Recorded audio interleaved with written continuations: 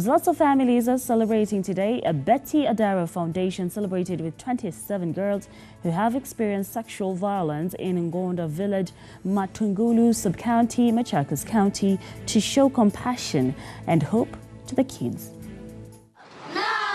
27 young girls saved from the chains of rape from their perpetrators.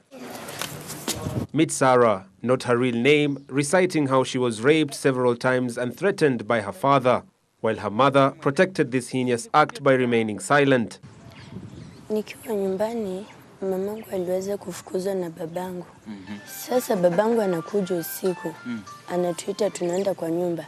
Anajifanya anawasha candle, anakuja akiwa amelewa. Analala kwa kitanda. Sasa siku moja akatuletea mkate na akatuingiza kwa nyumba na akafunga na jiwe. Akaniambia alikuwa amezoea kufanya tabia mbaya na mimi. Sasa akaniambia tukakaa hapo kwa nyumba. Akaniambia nimlalishie huyu mtoto juu yake na akashika kisu akaniambia nisiwahi sema. Nikisema ataniua. Mimi sikusema, hata mamangu akirudi sikumwambia. While all this was happening, she remained silent not to tell anyone, including her grandmother, for fear of the unknown. Katoto hizo saa nikikalalisha kalikuwa kanaendelea kutoka damu kakilia.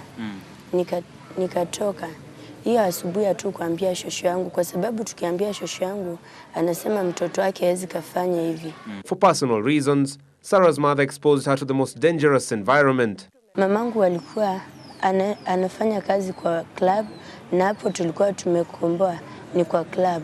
Sasa usiku ananibeba tunaenda kwa club pamoja, ama yeye anaenda na anaenda akifika huko wanaume wanakuja kugonga nyumba, wanakuja kufanya tabia mbaya na sisi. And when her mother's job was at stake, Sarah was used to getting money through sexual exploitation from barmen. Mamangu akaenda akaleta wanaume wengine. Akienda anakuja akijifanya amechoka sana, hata hakuna kitu anajua. Anagonga nyumba kama wanaume washaenda. Walikuwa namlipa pesa 50 na zingine sijui nini walikuwa namlipa. So, to add salt on a bleeding wound, Sarah was forced to help her father rape her 5-year-old sister. So to who did she run from the chains of her father's continuous rape habit? Mamangu akaenda akaleta wanaume wengine. Akienda anakuja akijifanya amechoka sana, hata hakuna kitu anajua. Anagonga nyumba kama wanaume washaenda. Walikuwa namlipa pesa 50 na zingine sijui nini walikuwa namlipa. So, the rescue center has grown up with Sarah in this situation for 3 years now. Meet the founder who decided to set up this shelter after being raped at knife point and remained silent for 6 years. Newcent Center International is the organization that's running the Newcent Rescue Center, where you guys have come to be with us today. The Lord called me to this. It's more of a calling than just getting into it. And then we are many. It's just that we don't talk about it. But the question, who cares, kept on rolling, in my mind and my heart. And it caused what some people will call holy discontent, that I'm not comfortable without having this question answered. As for Flora, when we asked her what influenced her to establish the rescue center, I started saying, you see these girls you see in the market, some of them are sold by their mothers or their sisters. And they come in the market in the evenings, and you'll find kids, now they're bigger, you'll find them sitting with men like grown-ups. They're just leaning, and they're talking to these men. And after conducting investigations for 1 year, Flora decided to break the silence and started rescuing girls in Tala area. So when they started boarding, we took a small room, and by this time they are 14. So that small room was accommodating 9, and the others were accommodating in other families, relatives where we had talked to them. But this room was too small. Remember, now we've started getting ourselves known. People are looking and finding out, why are you bringing all these girls together? Were there any challenges?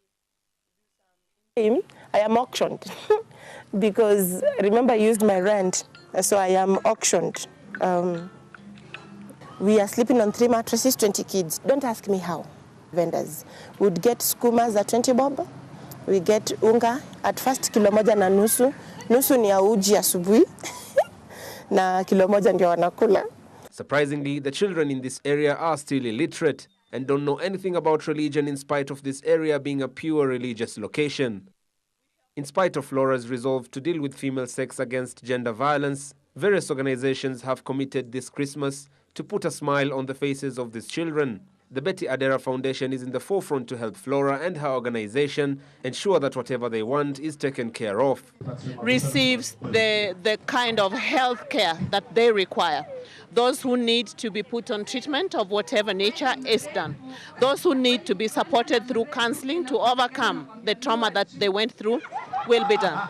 Those who need justice to be done to them will be done. So we also want to work closely with this institution so that they can reach even a broader audience and go beyond just rescuing girls. She promised to a long-term relationship with the rescue center. The perpetrator of rape are people who live with us, open your mouth, shout about gender-based violence, and break the silence. What a good cause on this festive season. And with that story, ladies and gentlemen, we take a quick break and we shall be back with more news.